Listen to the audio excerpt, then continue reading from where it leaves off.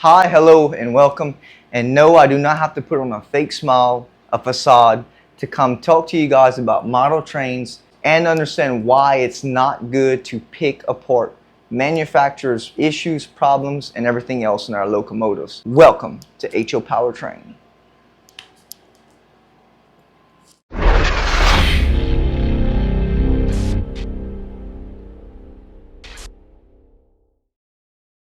These lines are not deep enough. These vents are not shallow enough.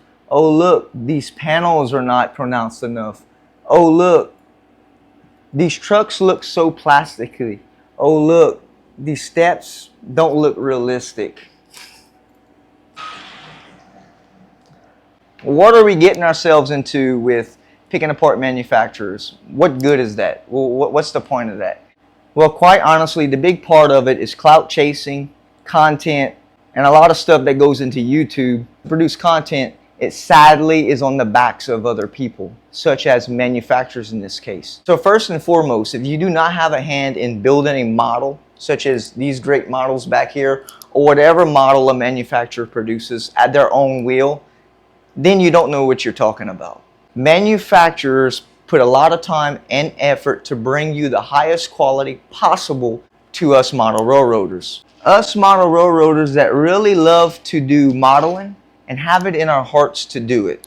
If you're not familiar what goes into a model of locomotives, such as these beautiful locomotives here, then you need to go do your research. Research is available all through YouTube to show the process of making these beautiful machines. They go through a process through China, everything they have to do to produce them, sitting in an assembly line, from painting, trying to get everything right, even though it's not down to the last divot or the paint color scheme is not matching everything just like we want them to be, right? It's not perfect. Kevins and Karens will find a flaw in everything. This side is a little bit more down than this side. Gosh, I wish they get that right. That was sarcasm to those of the guys that do not know. I did say stuff in the past about certain locomotives not running correctly on my layout.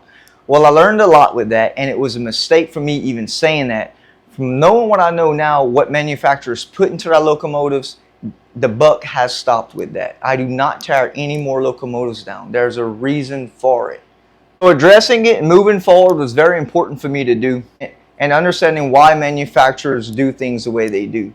I mean, that's just the way it is. I can sit here and pick apart this dozer. I can pick apart this boxcar. I can pick apart this caboose. In this case, these trains. There's so much you can pick apart. Counting every line, counting every detail again is just nonsense and shouldn't be in the model railroading industry at all. Because what you're doing, you're causing people to go and pass up a certain product to try to get another product, and every product has its own flaws. Every manufacturer, every product, nothing's going to be perfect. I mean, we wasn't born perfect. So remember, don't be blinded by clout salesmen. Figure out what scale you can play on. For me, I can semi-play on these high-end DCC $300 locomotives. Oh yeah, they're expensive for a reason, because there's a lot that goes into building this locomotive. Electronics, DCC, the beautiful details you see down below. Yeah, there's a lot that goes into these locomotives.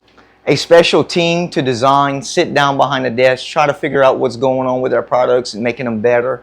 Yeah, there's a lot that goes into building a locomotive. Another thing that is mostly almost impossible to do is figuring out how your locomotives run on different grades and elevations and terrains.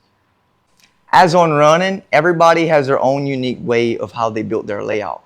For me, mine has super grade changes, small and large radiuses, and every kind of challenge you can imagine for a model train. With that said, granted, if you have a flat layout, you probably are going to run into less issues than expected than a higher grade elevation change. So that totally changes the game, the way how model trains run. Keep that in mind, folks. I mean, you got grade changes here, goes into a grade change into a helix, coming a lower trestle and transitions. All those different changes has a big change on how your model trains run. I lost my cars, but this Walters train line is running beautiful.